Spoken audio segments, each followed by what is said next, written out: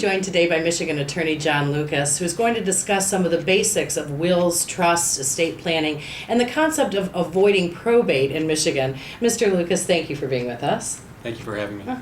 Now, this is subject matter that people often avoid, but it's very important. So, Mr. Lucas, exactly what does happen if someone dies without having made a will or a trust or any other plan for their estate? Well, if someone dies without a will or a trust, they die intestate. If you have a will, you die testate. And what this really means is that the laws of intestacy come into play if you don't have a will or trust. And what that means is that the statute that the court will have to enforce will determine who gets your property. And it will not necessarily be the heirs that you were planning on. So it is very important to have a will or a trust. If you do not do this, then the laws of intestacy will determine who your heirs are, and oftentimes it will be someone in addition to your spouse if you have a spouse, and it will not necessarily be what the decedent wished to have for his disposition of his estate. So even if you do not have a lot of money or assets, is it still important to have an estate plan? Well, yes, it is. At a minimum, everyone should have a will, because now you're going to have some certainty as to how your property is going to be disposed of and who will receive your property.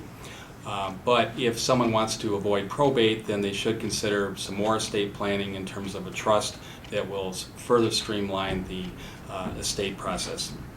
The term probate is used quite a bit, but many people don't know exactly what that means. Can you explain what probate is and why it seems that everyone is talking about avoiding probate? Yes, probate really refers to the probate court, and every time someone dies, they either have a will or they do not have a will, and an estate has to be opened in probate court. And if you do have a will, the will has to be admitted in court, and someone has to be named as the personal representative to administer the estate. If you do not have a will, the same process has to be proceeded with in court to open up an estate.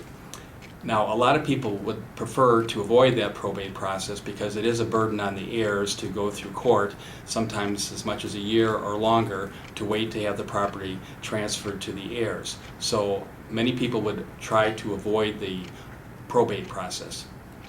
It is certainly important to have a plan in place, but how does a person decide if they should use a will, a trust, or other methods of planning?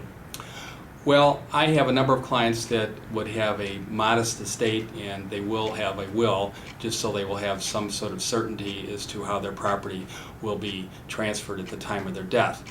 However, I also have a number of clients that also have small estates, but they do not want to have the burden on their children to administer their estate in court, and they transfer their property into a trust.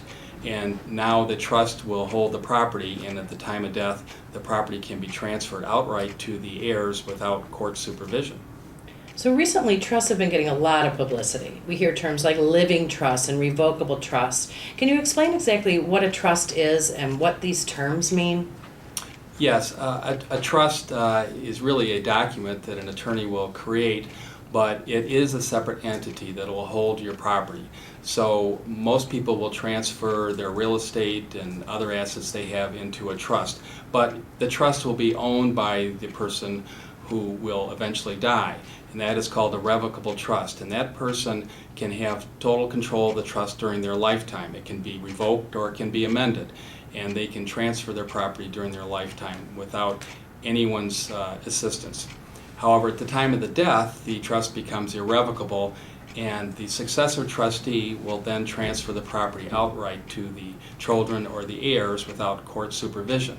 So again, many people are electing to avoid the probate process by transferring their property into a trust before they die and having it very streamlined at the time of their death. Many people may have a financial planner or stockbroker who manages their assets. Do they still need a lawyer to handle their estate planning? Well, yes, they do. Wills and trusts are legal documents, and they have to be prepared by a licensed attorney. And it's not just to prevent the unauthorized practice of law, it's because these documents are very significant in terms of the wording and the ramifications it can have in court and property rights of heirs as well as the decedent. So I'd encourage anyone to seek a competent attorney that practices estate planning to have these documents reviewed or drafted. Great. Great. Well, thank you so much, Mr. Lucas. It certainly, I'm sorry, can we start that question again? I see him fooling around with his hands right there. It's annoying. Don't do that. Sorry. Yeah, just wait till the last question. Okay. All right. Thank you so much, Mr. Lucas. It certainly sounds like there's a lot to consider when arranging your affairs. So before we go, is there anything that we missed here that you would like to say to our viewers who are considering doing some estate planning? Well, I'd encourage anyone to contact me for further questions, and I do have a free initial consultation to all Southeastern Michigan residents. Great. Thank you so much for joining us today, Mr. Lucas. Thank you.